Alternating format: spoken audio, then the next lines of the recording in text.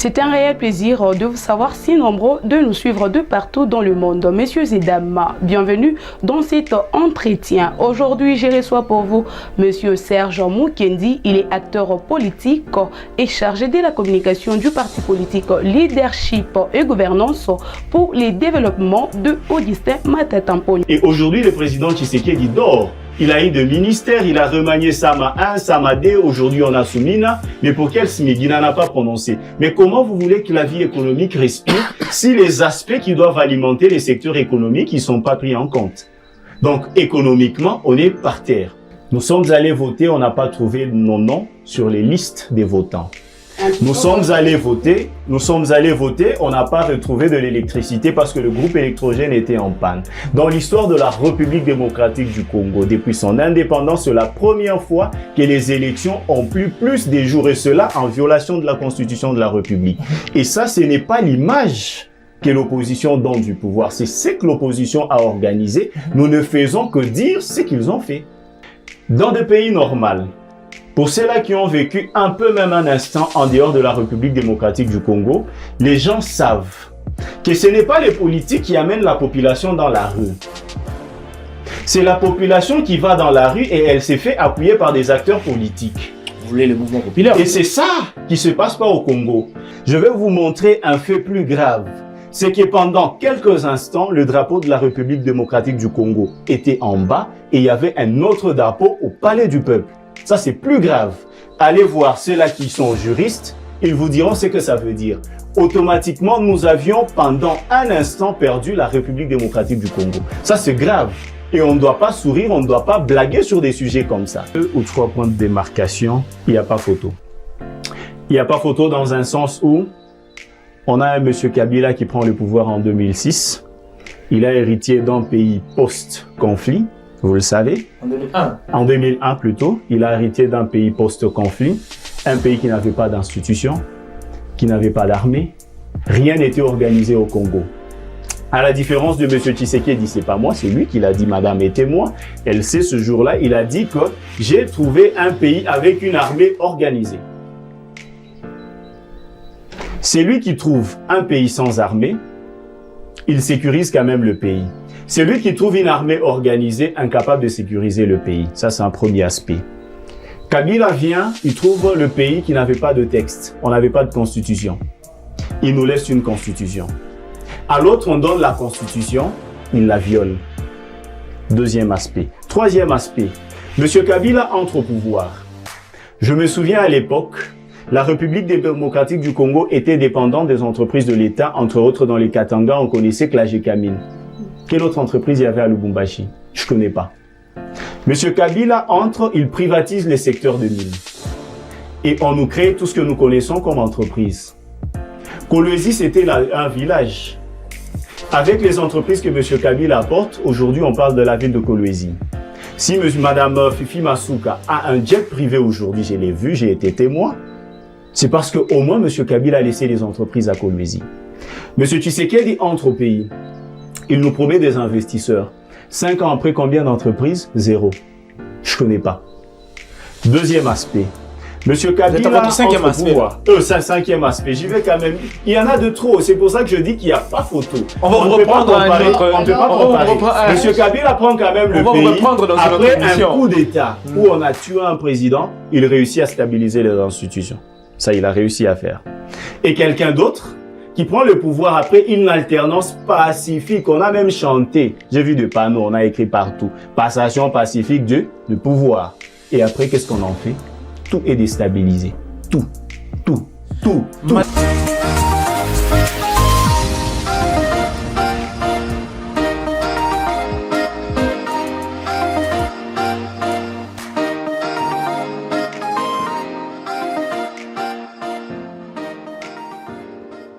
Je ne suis pas seul sur ce plateau, je suis avec Madame Nadège, ensemble avec elle, nous allons décortiquer la situation socio-économico-politique de notre pays et avec Monsieur Serge Mukendi. Monsieur Serge, bonjour.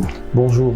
C'est un honneur pour nous de vous recevoir. Merci d'avoir répondu à notre invitation. C'est une première d'ailleurs. Exactement, déjà l'honneur est mien d'être chez vous et savoir qu'on aura un peu d'instants de démocratie parce qu'on en manque aujourd'hui. Si on peut en avoir chez vous, donc le plaisir est nôtre. Merci beaucoup, Madame Nadège. Bonjour.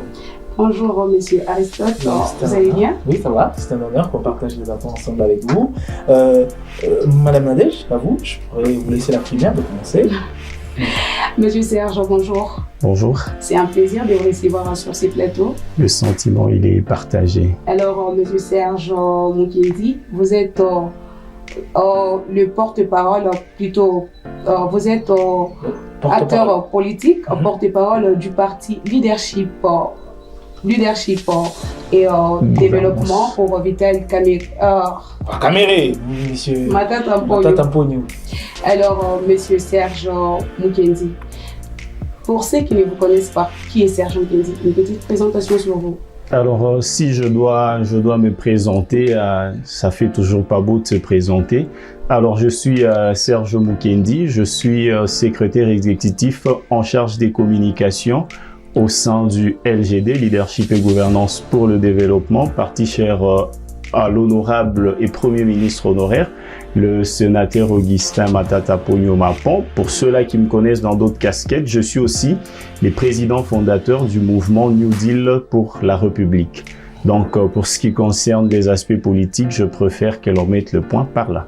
D'accord. Alors, monsieur Serge, Vital Kamere est élu président de l'Assemblée nationale. Selon vous, d'après vous, quel est votre point de vue en tant que cadre du parti LDG de Matata Mponyo avec cette installation du bureau définitif de l'Assemblée nationale? Merci déjà pour la question. Ça fait parmi les questions brûlantes de l'actualité. Monsieur Vital Kamere, président de l'Assemblée nationale, avant de parler de monsieur Vital Kamere, j'aimerais vous rappeler du processus qui a fait à ce que nous puissions avoir en assemblée aujourd'hui.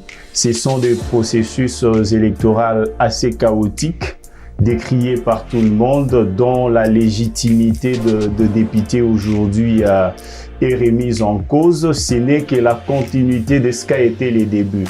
Les débuts commencés par M. Kadima en organisant le plus mauvaise élection de l'histoire de la République et de la Troisième République, en continuant le travail par M. Dieudonné Kamouleta qui finit à la Cour constitutionnelle par valider les personnes qui ne devraient pas l'être, et ça ne pouvait finir que de cette façon-là, en ayant des élections, comme vous le saviez, avec un président de la République qui, avant même les élections des députés, appelait déjà M. Vital Kamere président de l'Assemblée. Cela n'est que la caricature de l'état de la République démocratique du Congo aujourd'hui. Donc, nous regardons, nous nous disons, quand est-ce que le peuple comprendra qu'il faut sauver le Congo?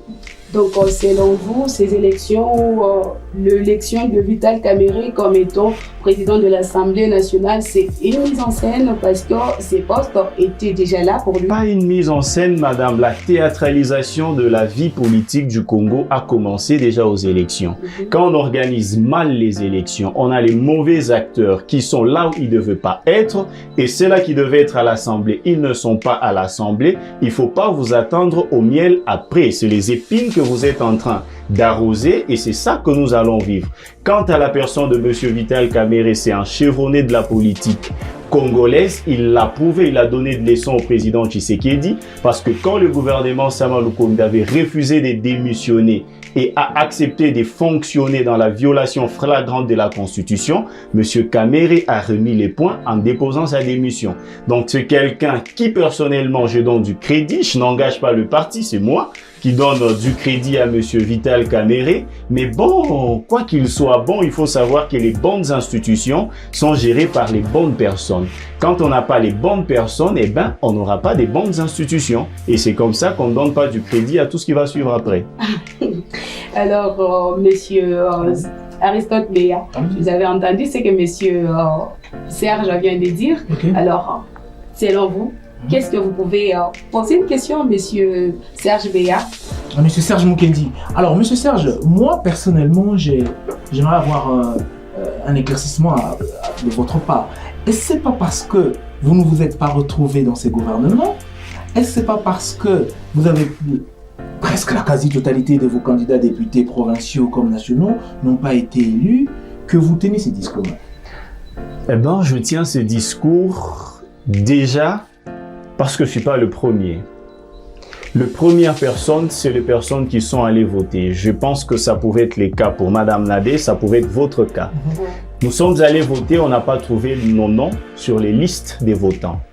Nous sommes allés voter, on n'a pas retrouvé de l'électricité parce que le groupe électrogène était en panne. Dans l'histoire de la République démocratique du Congo, depuis son indépendance, c'est la première fois que les élections ont plus des jours, et cela en violation de la Constitution de la République.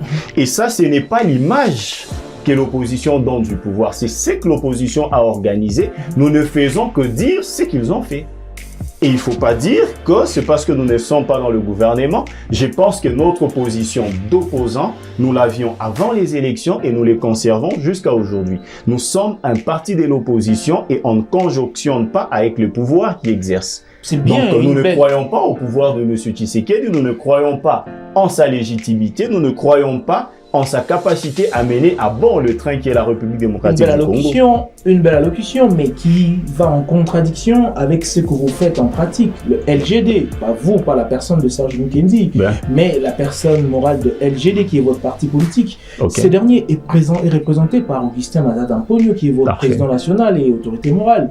Mais sachant toutes ces réalités-là, sachant même le résultat contesté, tous ces contentieux électoraux, mais on a vu Matata Mponyo aller se présenter parmi les personnes ou parmi les partis politiques consultés par l'informateur, nommé par Félix Tshisekedi, qui n'est pas légitime. Mélange de choses, il faut qu'on arrange les choses. Alors, si lui il est légitime pour M. Kabouya, nommé informateur, par un président pour lequel le résultat par un pouvoir lui garanti par la Constitution de la République, qu'ils choisissent les personnes à qui consulter. Aujourd'hui, nous faisons de l'opposition, mais ça ne veut pas dire que quand nous verrons le train qui est la République démocratique du Congo aller dans l'eau, nous n'allons pas tendre la main pour sauver le pays. Ce sont les choses qu'il faut séparer. Aujourd'hui, il ne faut pas confondre la première ère de l'opposition politique qui était comparée au radicalisme. Okay. Le radicalisme, c'était les manques de l'amour, c'était les manques de patriotisme. À ces jours, si M. Kabouya avait estimé qu'il était opportun et important d'aller consulter M. Augustin Matata Mponyo comme ancien Premier ministre, parce qu'il s'agissait d'abord de choisir un Premier ministre, c'était légitime qu'il s'informe de comment ça se passe. Cela n'est pas égal à un monsieur qui s'appelle Augustin Matata qui va demander un poste dans le gouvernement. C'est pas ça qu'il faut lire. C'est pas aussi le fait de dire que le fait que M. Kabouya rencontre M. Matata, c'est que le débat, ils ont échangé autour d'un poste dans le gouvernement. Les postes dans le gouvernement n'ont jamais été la cible du LGD. Nous nous sommes déclarés opposants dès la création du parti et j'attends que vous puissiez me souhaiter un joyeux anniversaire parce que ce mois nous fêtons déjà les 2 ans et nos 2 ans nous nous déclarons, nous nous affirmons être un parti de l'opposition. Mais au préalable cet informateur est nommé par un président dont les résultats sont contestés, dont vous contestez même le tout. Mais il fallait pas partir. Moïse Katumbi l'a fait. Merci beaucoup. Moïse Katumbi l'a fait, mais que font ces députés à l'Assemblée? C'est là aussi que les Congolais comprennent mal. En tant qu'acteurs politiques, nous dénonçons. En tant qu'acteurs politiques, nous disons les choses comme elles doivent être dites. Mais il est de la responsabilité du peuple congolais, sachant que l'organisation des élections était chaotique, c'était un simulacre d'élection, c'était la théâtralisation du processus électoral, les Congolais devaient dire non. Mais quand M. Dieudonné Kamuleta, par le pouvoir lui conféré par la Constitution de la République, l'exerce et donne le pouvoir au président de la République pour exercer, pourquoi voulez-vous que l'on conteste?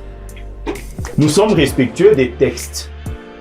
Et il est à la population congolaise, à un certain moment, de se réveiller et dire ils sont allés à l'encontre du texte et on ne doit pas conjonctionner cela. Dans des pays normaux, pour ceux-là qui ont vécu un peu même un instant en dehors de la République démocratique du Congo, les gens savent que ce n'est pas les politiques qui amènent la population dans la rue. C'est la population qui va dans la rue et elle s'est fait appuyer par des acteurs politiques. Vous voulez le mouvement populaire? Et c'est ça qui ne se passe pas au Congo.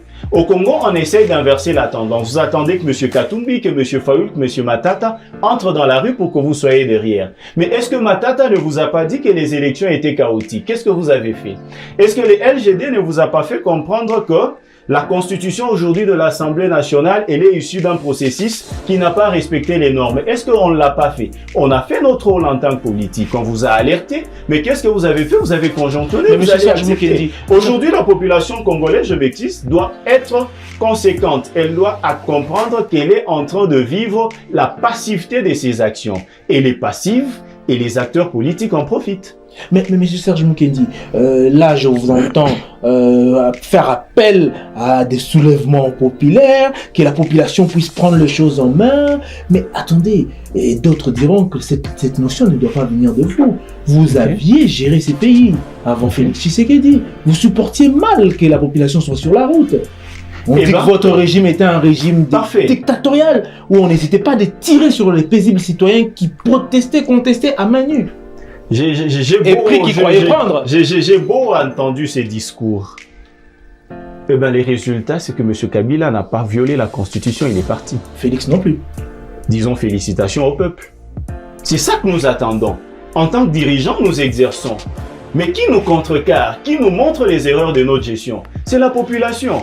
On fera les tout en temps ou en étant au pouvoir pour conserver le pouvoir. Mais c'est la population qui nous remet sur le rail. C'est la population qui nous dit, eh ben, le chemin que vous prenez, c'est pas celui-là qu'il fallait prendre. La population est le seul souverain. Dans une démocratie, le peuple est le seul souverain. Et malheureusement, dans une démocratie, c'est pas le peuple qui exerce cette souveraineté. Elle doit la léguer à un homme qui va exercer le pouvoir. Mais il exerce ces pouvoirs-là en soubassement du soutien ou du pouvoir que vous lui avez donné. Mais dès lors que celui-là n'est pas dans votre vision, vous sentez qu'il n'exerce plus dans la ligne droite qu'il faut, eh bien, il revient au peuple d'en décider. Alors, donc, je ne refuse pas aujourd'hui que le peuple, dans son temps, avait chanté Kabila part et Kabila aujourd'hui est parti. Je félicite ce peuple-là. Mais je me pose aujourd'hui la question. J'étais à Kinshasa le 21 et le 22 où est mort Rosny Mukendi, qui a un cousin, un frère, où est mort beaucoup d'opposants de la République démocratique du Congo. Et où est ce peuple-là qui avait dit non à Kabila? Ce peuple-là qui voit aujourd'hui les violations de la Constitution. Ce peuple-là n'a pas d'eau, n'a pas d'électricité aujourd'hui. Les conditions de vie n'ont pas changé. C'est une décadence au lieu d'avoir une évolution. Mais où est ce peuple-là? C'est ce même peuple qui chante. Nous, en tant qu'opposants, nous vous disons ce qu'il faut dire. Si vous continuez à chanter, continuez votre concert et vous souffrez. Alors, M. Serge Mukendi, avant que je repasse la parole à Mme Nadège, moi j'aimerais que vous puissiez me répondre très objectivement sur cette question. Vous allez regarder droit à cette caméra. Je serai toujours franc. Voilà. Sur le plan économique, sur le plan social, sur le plan sécuritaire, je peux ajouter même un accent sur le plan politique. Quelle est la lecture de LGD au Katanga comme national sur la situation actuelle sous Félix-Antoine Tshilombo Tshisekedi? Merci. Ça c'est une passe. Si je veux dire, eh ben on dirait que c'est la lecture du LGD. Je vais parler comme LGD, je vais parler comme jeune Congolais, je vais parler au nom de toutes ces mamans qui souffrent. Je vais parler au nom de tous ces Congolais qui n'ont ni eau ni électricité. Je prends le premier aspect, vous avez parlé de l'aspect économique. Quand on prend le pouvoir, il y a ce qu'on appelle les défis de la génération. Quand M. Félix Tshisekedi prend le pouvoir, les défis économiques, c'était la diversification de l'économie congolaise. On est à 90% dépendant du secteur de mines. M. Tshisekedi, en entrant au pouvoir, le premier défi économique, il fallait diversifier l'économie, ce qu'il n'a pas fait. Il s'est réjoui de prendre les impôts et taxes des miniers et alimenter son gouvernement pour que ses ministres fassent des détournements. Ça, c'est un premier aspect. Deuxième aspect, toute économie au monde respire par le secteur privé. Et M. Tshisekedi avait l'option de booster l'entrepreneuriat. Il nous a fait beaucoup de discours. J'ai suivi tous ces discours. Il était en Allemagne, il a promis de booster l'entrepreneuriat. Il est rentré, il a rencontré la diaspora. Il a promis de booster l'entrepreneuriat. Techniquement, qu'est-ce qu'il a fait avec l'entrepreneuriat? Zéro entrepreneur. À part le secteur de l'entrepreneuriat, il fallait migrer vers le secteur agricole parce qu'on est dépendant dans le secteur alimentaire. La République est dépendante des pays qui nous entourent. Il fallait booster ces secteurs-là. Et économiquement, le président ne l'a pas fait. Le président dort, il ne gère pas le pays. Et aujourd'hui, il y a comme conséquence, c'est que il y a l'inflation. Les dollars a pris les larges sur le flanc congolais. On est déséquilibré. Économiquement, s'il faut parler, je reconnais dans ce pays le seul SMIC qui ont été prononcés dans ce pays, c'est sous le règne de Joseph Kabila, qu'on a traité des Rwandais, d'un incompétent, de tout le mot qu'on a traité. Mais Joseph Kabila, en 2008, il a promulgué le premier SMIC. En 2017, avant de partir, il a promulgué le deuxième SMIC. Et aujourd'hui, le président Tshisekedi dort. Il a eu de ministères, il a remanié Sama 1, Sama 2, aujourd'hui on a Soumina. Mais pour quel SMIC? Il n'en a pas prononcé. Mais comment vous voulez que la vie économique respire si les aspects qui doivent alimenter les secteurs économiques, ils sont pas pris en compte? Donc, économiquement, on est par terre. Le deuxième aspect, vous avez dit sur le plan social. Je venais de toucher les SMIC. Comment vous voulez que les sociales de la population s'améliorent tant que les SMIC, les salaires minimums interprofessionnels garantis dans un pays, n'est pas proclamé? Je vous rappelle que les SMIC, aujourd'hui en République démocratique, il est à 5 $ le jour pour le salaire minimum. Donc, pour quelqu'un qui preste pendant 26 jours, donc tout Congolais, selon M. Félix Tshisekedi Tshilombo, fils du Sphinx, pour qui j'ai beaucoup de respect, pour lui, il estime que c'est normal qu'un Congolais vive avec moins de 150 $. Et vous voulez parler du social. Et le social, il est géré par le SMIC dans un pays. Vous voulez parler du social tant que le Congolais n'a ni eau ni électricité. Comment voulez-vous parler du social si la santé, quand le président est malade, on nous informe qu'il est allé en Turquie pour se faire soigner? C'est utopique. C'est que le président aujourd'hui, l'UDPS, qui est un parti des sociodémocrates, est à côté de la plaque. Et c'est pas parce que nous sommes opposants que nous les disons, mais c'est parce que tous les indicateurs du pays sont en berne. Le social aujourd'hui, on avait promis, je sais pas madame, combien de dollars aux policiers? C'est 400? Ouais. Ils sont à combien? C'est nous qui posons une question ici. Je ne sais pas. Non, et les Congolaises, vous l'êtes aussi. Non, je ne suis pas sur un plateau avec des expats. Je suis avec des Congolais, je sais que vous l'êtes. Vous pouvez avoir dans votre famille des soldats. Allez poser une question. On les a promis 400, ils sont à combien? Allez à la fonction publique. Ils sont à combien? Le dollar aujourd'hui, il s'échange à 2800. Mais jusqu'à aujourd'hui, dans la fonction publique, il semble avoir haussé, mais ils sont à 1600, le dollar. Allez à la SNCC, ils sont à combien? Et ils nous ont dit, ils nous ont fait des concerts médiatico-politiques en nous disant que voilà, nous c'est le social, le peuple d'abord. Je vois plus ces banderoles là, il y en avait quand même partout, hein. Il y en a plus au pays. On ne parle plus du peuple d'abord. Madame Nadège? Alors, monsieur Serge, moi j'ai une petite question à vous poser. Okay. Le 19 mai dernier, il y a eu un coup d'État raté. Vous, en tant que membre cadre de SGD, comment avez-vous appréhendé cela? Est-ce du théâtre? Eh bien, vous l'avez dit, je préfère pas que vous puissiez le dire que je le dise. On a théâtralisé toutes choses en République démocratique du Congo. On a théâtralisé la vie économique en nous promettant de poulet béton qu'on n'a jamais vu. On a théâtralisé les institutions du pays. On nous a parlé des élections, on nous a organisé tout ce qu'on a vécu. Apparemment, ça suffisait pas. On est passé du théâtre à l'action hollywoodienne. On voulait tester comment est-ce qu'ils font le Rambo, ils font les Jean-Claude Van Damme. Et du coup, il fallait un scénario où quelqu'un devait entrer, je sais pas moi par quelle route. J'ai quand même vécu à Kinshasa, je connais bien Kinshasa. Avant d'arriver là où ils sont arrivés, il y a les camps de la garde républicaine. C'est parmi les coins les plus sécurisés de la République démocratique du Congo. Alors, je vais exclure l'aspect théâtral qu'on nous a habitués par ce pouvoir. Je vais aller dans un raisonnement assez cohérent, assez basique, assez primaire.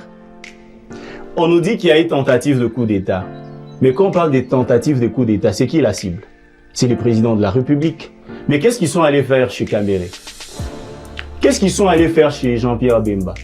Qu'est-ce qu'ils sont allés faire chez Madame Soumina? Ça, on ne parle plus d'un coup d'État. On parle d'un enlèvement. Je pense que j'ai pas eu un bon professeur de français, mais les petites notions que j'ai en français, c'est que les coups d'État, ils s'adressent à un président de la République.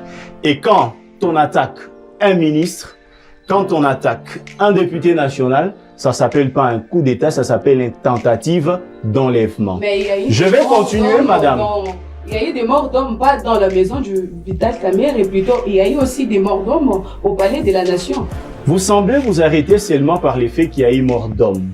Je vais vous montrer un fait plus grave. C'est que pendant quelques instants, le drapeau de la République démocratique du Congo était en bas et il y avait un autre drapeau au palais du peuple. Ça, c'est plus grave. Allez voir ceux-là qui sont juristes, ils vous diront ce que ça veut dire. Automatiquement, nous avions pendant un instant perdu la République démocratique du Congo. Ça, c'est grave. Et on ne doit pas sourire, on ne doit pas blaguer sur des sujets comme ça. Ça, c'est une chose. On nous dit qu'il y a eu des morts, il y a eu de ceci, il y a eu de cela. Tantôt, c'est des annonces où on nous dit on était informé qu'ils allaient venir, on les a quand même laissés entrer. Tantôt, c'est ceci. Madame, c'est que à ce jour, il n'y a rien de plus drôle que les institutions de la République démocratique du Congo. J'étais avec mon cher ami Herman Amissi au Croisade du Rire, mais je vous informe que les institutions de la République démocratique du Congo ne font pas autant rire qu'Herman Amissi. Ils le font apparemment mieux que Fiston Saïsaï et tous les autres. Madame... Parce qu'aujourd'hui, en République démocratique du Congo, même le pouvoir, la présidence de la République, qui devrait être une institution sacrée, qui devait incarner le respect, qui devait faire incarner la dignité, la peur. Mais aujourd'hui, c'est un peu un cercle où tout peut arriver, tout peut se dire, tout peut se faire et on ne comprend plus rien. Donc du coup, moi je dis pas qu'il y a eu tentative de coup d'État. Si c'est réellement ça doit s'appeler tentative de coup d'État, ça soulève une autre thèse. Ça veut dire qu'on a une sécurité assez passoire. Et si j'étais président de la République, je virerais M. Jean-Pierre Mbemba au lendemain. Je virerais tous ceux-là qui sont commis à la garde du président de la République, parce que ça, c'était une sale blague. Vous avez dit qu'il y a eu tentative de coup d'État, mais moi, je suis quand même chrétien. Je sais qu'il y avait rassemblement d'au-delà des 100 000 chrétiens. Dans un pays où il y a eu un coup d'État, il y avait un concert. Dans la même ville. Mais les coups d'État s'est passé avant le concert. Madame, dans un pays où il y a eu tentative de coup d'État, dans un pays où il y a eu tentative de coup d'État, je sais qu'il y a eu organisation d'un concert qui a réuni plus de 100 000 personnes. Qu'est-ce que ça veut dire? Pour ceux-là qui sont criminologues, ils montent une thèse que si réellement il y avait tentative de coup d'État, pour faire de recherche, pour faire des investigations, on avait besoin de moins d'encombrement dans la ville. Ça veut dire que le raisonnement le plus cohérent et le plus logique, on couperait la circulation pour permettre à détecter qui sont les intrus qui sont dans la rue. Mais quand vous acceptez qu'il y ait un événement de plus de 100 000 personnes et qu'il y a eu tentative de coup d'État, ça veut dire que vous venez de dire que ceux-là qui ont fait le coup d'État, ils peuvent se faufiler dans les concerts et ne pas être suivis. Ça veut dire que ça veut dire que soit nous avons des institutions inintelligentes, soit il n'y avait pas eu tentative de coup d'État, c'était un théâtre comme tous les autres. Monsieur Serge Mukendi, nous aimons votre façon d'agencer, de hiérarchiser votre raisonnement, mais aujourd'hui nous allons aussi poser une question. Le gouvernement Soumina est là, en tout cas. Judith, enfin, de compte est là. Monsieur Matata Mponyo, qui est votre autorité morale, a été consulté lui aussi, mais vous n'avez pas de ministre dans ce gouvernement-là. Nous sommes un parti de l'opposition et selon la Constitution est déclaré parti de l'opposition tout parti qui ne conjonctionne pas ou qui n'est pas en action avec le gouvernement. Donc nous étions dans l'opposition avant, nous sommes dans l'opposition après la sortie de ces gouvernements. Nous n'avions pas l'intention de travailler avec le gouvernement, mais nous sommes ouverts. Je sais qu'aujourd'hui, je ne veux pas le dire, je préfère que vous puissiez le dire, mais je le dis quand même parce que je dois le dire. Parmi les crèmes intellectuelles du pays, parmi la réserve intellectuelle du pays, M. Matata en fait partie. Donc, si ça coince dans la gestion du pays, on ne peut pas fermer la porte à ceux-là qui gouvernent pour qu'ils nous consultent. Comment vous jugez ce gouvernement-là? J'ai vraiment beaucoup à dire sur le gouvernement Soumina, parce que déjà, le départ, il était mauvais. Peut-être beaucoup ne le savent pas parce que la maladie de la République démocratique du Congo, c'est qu'on n'est pas chercheur. Alors, déjà, pourquoi on nomme Madame Judith Tuluka Premier ministre? Qu'il vous revienne en souvenance que Papa Tuluka, le papa à la Première ministre aujourd'hui, était l'un des grands commerçants à l'époque en République démocratique du Congo et Papa Tuluka est parmi les sponsors de l'UDPS à l'époque. Ce que les Congolais ne savent pas, c'est Papa Tuluka qui a amené M. Etienne Tshisekedi pour qu'il signe avec Mobutu pour que M. Etienne Tshisekedi accepte d'être Premier ministre. Ça, les Congolais ne savent pas. Et pour payer les bons services du passé, ça s'est passé entre papa et c'est maintenant fils et fille. Et on récompense Madame Judith Tuluka. Donc, la nomination de Judith Soumina, c'est une récompense. Mais elle n'a même jamais été membre de l'UDPS. que toute la presse de la République démocratique du Congo vienne me prouver que Je vais Madame vous choquer. Toulouka, Je vais vous que choquer. le monsieur. Congolais vienne me prouver que Madame Judith Toulouka est élue des Je vais vous caisses. choquer, monsieur Serge Allez-y. Mokendi. Tout à l'heure là. Déjà, puisque c'est pour le Congo, je serais pas Mais choqué. alors, j'ai entendu une belle phrase de vous, vraiment. J'aime votre éloquence. Vous avez dit ici que Matata Pogno est parmi la réserve ou les réserves au pluriel intellectuelles, la crème intellectuelle de notre pays. Parmi les rares qui sont restés, j'ajoute. Les rares, vous avez ajouté rares. Mais le procès Bukanga Lonzo, c'est aussi un des signes de faille de quelqu'un qui a une crème intellectuelle et gérer une situation jusqu'à ce qu'il n'y ait même pas un seul tracteur qui est resté dans cette ferme-là. Plus de 200 et quelques millions volés en fumée. Vous me permettez d'entrer dedans? Allons-y, rapidement, puisqu'il nous y a plus de temps. Merci, j'entre dedans. Dans la notion de management, dans la notion de gestion de projet, il y a ce qu'on appelle les séquencements du projet en temps. Matata Pogno est Premier ministre. Il lance le projet Bukanga Lonzo. Il ouvre le projet à l'exécution dans les secteurs privés. Et il y a M. Gobler, qui est un Sud-Africain, qui a une entreprise qui rafle le marché. Matata Pogno, Premier ministre, via le ministère des Finances de l'économie à l'époque, va financer M. Gobler. Je ne sais pas si vous suivez le processus. On finance M. Gobler. M. Gobler entre dans l'exécution du projet. Arrivé vers 2016, M. Matata quitte le gouvernement. L'intelligence, l'honnêteté fera que si on veut évaluer le projet Bukanga Lonzo, qu'on l'évalue dans les temps. Ça veut dire du jour que M. Matata a lancé le projet au jour où M. Matata a démissionné comme Premier ministre. Dans cet intervalle de temps-là, qu'est-ce qui a été fait? Quel est le seuil des financements avec lesquels on avait déjà financé le projet? C'est ça l'intelligence. Mais qu'est-ce qui se passe en République démocratique du Congo? Par l'affirmation de M. Tshisekedi qui est dans la République démocratique du Congo, nous avons une justice malade, ce qui vient pas de l'opposition, eh bien la maladie de la justice s'est étalée dans le procès Bukanga Lonzo. La justice a démontré à quel seuil, à quel degré elle était malade. Et c'est comme ça qu'à ce jour, moi j'estime, je suis pas médecin, si je l'étais, je dirais que la justice de la République démocratique, elle n'est pas seulement malade, elle est aussi poreuse et paraplégique, elle est morte. Elle doit avoir sa place dans une morgue. Mais Félix Tshisekedi a hérité ça de vous, a hérité ça du régime Kabila. Ça, c'est tout ce que vous dites. L'enfer, c'est les autres, c'est pas moi, c'est les autres, c'est ça. La gouvernance Tshisekedi. Qu'est-ce qu'il a déjà assumé, lui? Il n'a jamais rien assumé. Nous avons c'est toujours les autres. Encore votre éloquence nous séduit, on doit l'avouer. Nous avons encore envie de vous garder, mais nous sommes tirés par le temps. Mais j'aimerais poser cette question, avant que je remette la parole, parce que c'est Madame Nadège qui va conclure cette émission. Ouais. Si vous êtes demandé de faire un parallélisme aujourd'hui, neutre, juge, entre le régime Joseph Kabila Kabange, dont vous êtes fut même partisan, et le régime Tshisekedi, 2 ou 3 points de démarcation. 2 ou 3 points de démarcation, il n'y a pas photo. Il n'y a pas photo dans un sens où on a un monsieur Kabila qui prend le pouvoir en 2006. Il a hérité d'un pays post-conflit, vous le savez. En 2001. En 2001 plutôt, il a hérité d'un pays post-conflit, un pays qui n'avait pas d'institution, qui n'avait pas d'armée, rien n'était organisé au Congo. À la différence de M. Tshisekedi, c'est pas moi, c'est lui qui l'a dit, madame est témoin. Elle sait ce jour-là, il a dit que j'ai trouvé un pays avec une armée organisée. C'est lui qui trouve un pays sans armée, il sécurise quand même le pays. C'est lui qui trouve une armée organisée, incapable de sécuriser le pays. Ça, c'est un premier aspect. Kabila vient, il trouve le pays qui n'avait pas de texte. On n'avait pas de constitution. Il nous laisse une constitution. À l'autre, on donne la constitution, il la viole.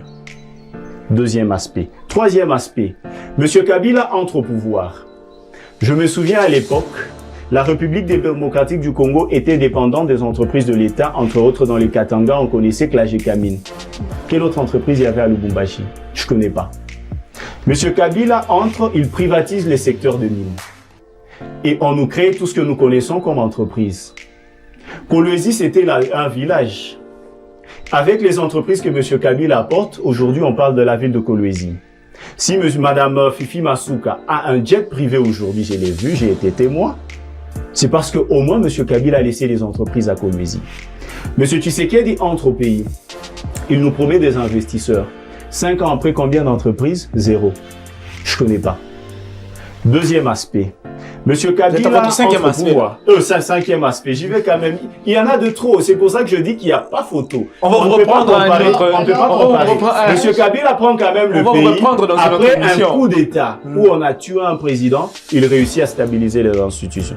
Ça, il a réussi à faire. Et quelqu'un d'autre qui prend le pouvoir après une alternance pacifique. On a même chanté. J'ai vu des panneaux, on a écrit partout. Passation pacifique de pouvoir. Et après, qu'est-ce qu'on en fait? Tout est déstabilisé. Tout. Madame, il y a même des élections des grandes institutions de ce pays qui se sont faites dans des chambres d'hôtel. Ici, Madame en République démocratique du Congo. Madame Nadège. Toujours dans le même optique, vous dites il n'y a pas photo. Est-ce parce que votre leader a travaillé avec le régime Kabila ou parce que selon votre analyse, il n'y a pas photo? Déjà, à l'époque, j'étais opposant. Tout ce que je dis, c'est pas pour dire que le régime de Kabila était meilleur.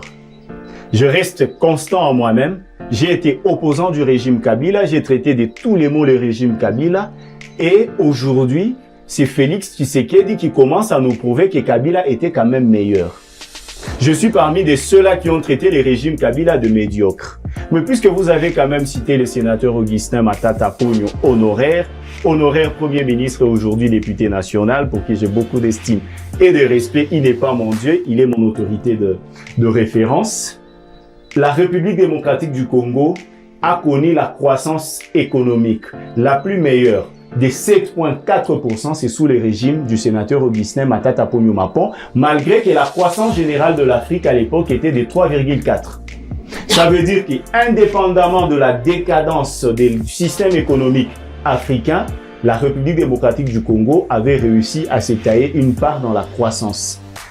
Ça, c'est à noter. Et ça, on n'efface pas. Qu'il soit à l'opposition, qu'il ne le soit pas. Merci beaucoup, monsieur Serge Mukendi. Nous avions envie de vous garder encore, mais nous sommes obligés, tirés par le temps, d'arrêter cette émission. Nous vous disons merci d'avoir répondu à notre émission, aussi à notre invitation. J'arrive et je pense que c'est pas la dernière fois. Déjà, je dis merci. Merci de l'accueil. Merci de l'échange. Merci de vouloir savoir comment va la République démocratique du Congo. Ce que je peux vous dire, c'est que si nous jeunes, on n'essaye pas de faire quelque chose, on ne va même pas vendre. Comme il y a eu des animaux dont on nous a parlé, des dinosaures, aujourd'hui qui sont des espèces en voie de disparition, je vous dis que si on doit continuer avec ce régime dans cet allure, la République démocratique du Congo est un pays en voie de disparition. Merci. Alors sauver le pays, c'est avoir des instants comme ça, éveiller les jeunes à la démocratie et alerter le gouvernement à la mégestion pour que le recadre le tir. Merci beaucoup, merci. Accent Tisan. C'est la fin de cet entretien. Vous étiez nombreux à nous suivre de partout. Merci à vous de nous avoir suivis. Quant à moi, je vous dis au revoir et à la prochaine.